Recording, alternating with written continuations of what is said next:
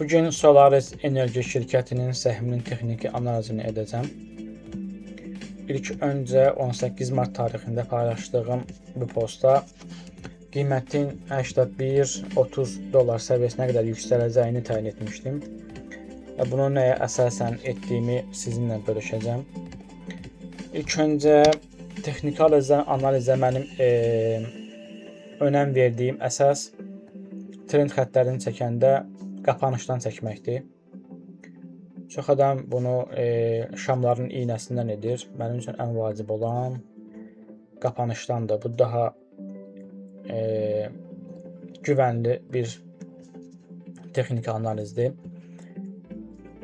Burada biz görərik, bu istiqamətdə bir toxunuşumuz olub, müqavimət olub, burada bir müqavimət olub, sonra qiymət aşağı yönlü bir qırılım verib və qalxıb. Qalxıb 43 dollara kimi bizim üçün əvvəl müqavimət zonasını, müqavimət xətti olan bu istiqamətə gəlib dəstək alıb, buradan artıq qiymət yüksəldi və bu yüksəlmə baş verdikdə biz baxarıq ki, burada bir üçbucaq formalaşması kimi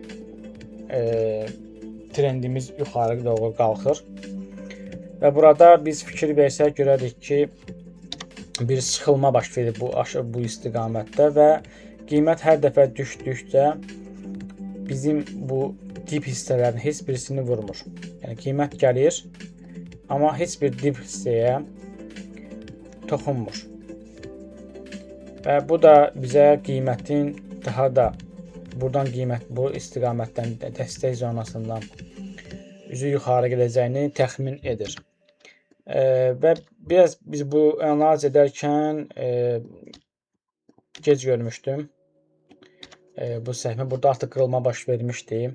Mən qrafiki hal-hazırda arxaya vermişəm ki, biz qiymətin hara gedəcəyini təxmin olaraq bilək. Və burada qiymətin niyə 81-30 dollar səviyyəsi verdiyimi izah edəcəm. Burada əsasən iki cür qiyməti təyin edilir. Bir, bu üçbucaq formalaşmasının orta hissəsindən, tən ortasından götürülür. Deməli, bu istiqamətdə maqniti söndürüm.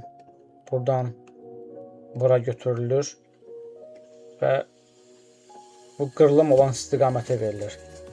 Və qiymətin bu istiqamətdə təqribən 76 dollara kimi qalxacağını təxmin edir. Amma mən bunu biraz daha geniş götürürəm.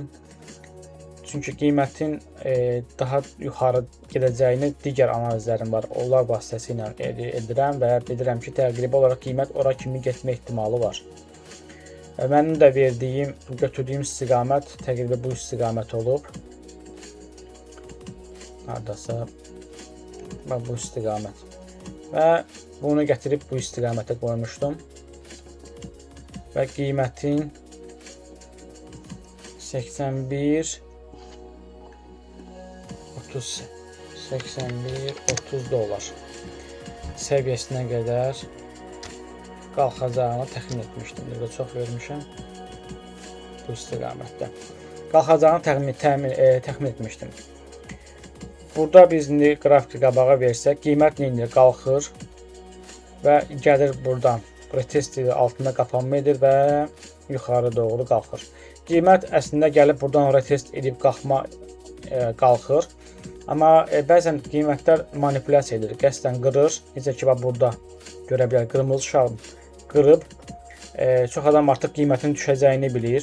Düşünür ki, qiymət qırdısa trend xəttini artıq short əməliyyat açır.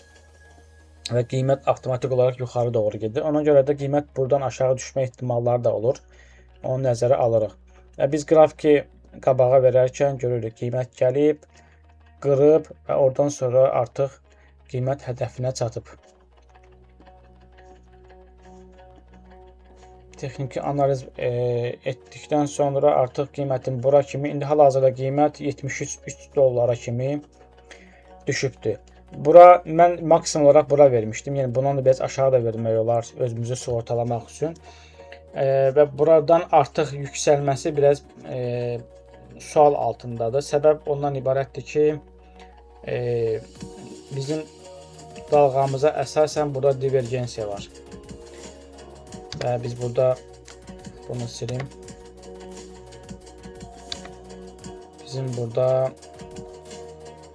divergensiyamız yaranıb və bu bizə qiymətin düşmə ehtimalını bizə bildirir.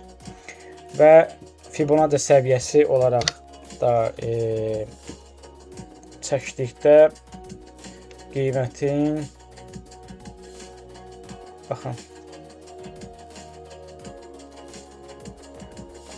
1.23 dollar səviyyəsinə qədər gedib və dirənib. Əgər 1.23 səviyyəsini 80.86 dollar səviyyəsini, yəni o həmin səviyyəni qırıb üzərinə qapanma etsə, növbəti hədəflər artıq daha yüksək olacaq. 86, 84, 89 dollar səviyyələri daha çox yuxarı getmə ehtimalı var. İzlədiyiniz üçün təşəkkür edirəm.